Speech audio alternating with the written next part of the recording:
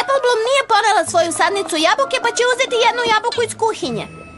A ja ću za početak čarolijom da podignem ovu metlu.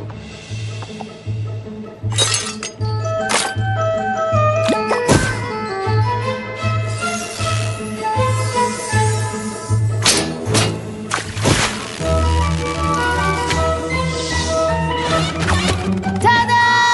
Postani drvo. Digni se!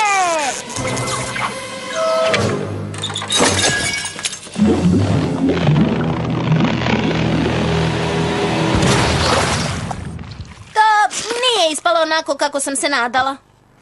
Izgleda da su naši časovi gotovi.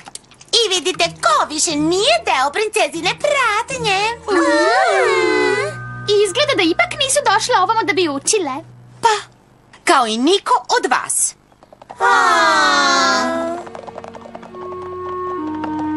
Stvarno nam je žao, Twilight. Mnogo smo pogrešile. I stvarno smo uživale u učenju novih veština sa tobom. Valjda ćemo morati da nastavimo dalje bez tvoje pomoći. Hvala, Twilight.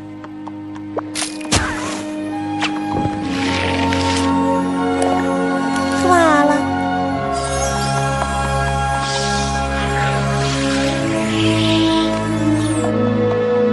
Hvala.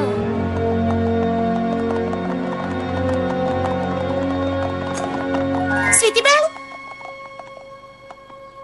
Sećaš se kada si me malo prepitala da ti dam šansu?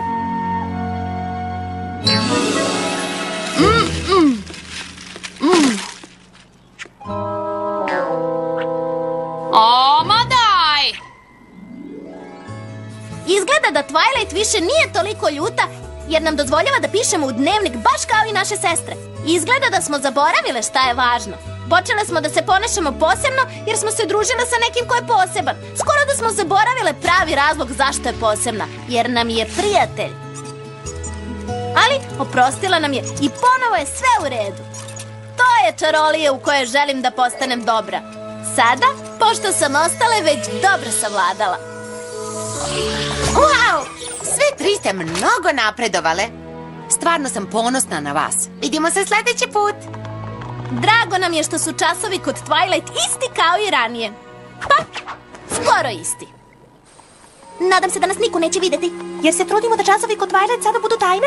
Ili zato što izgledamo blesavo.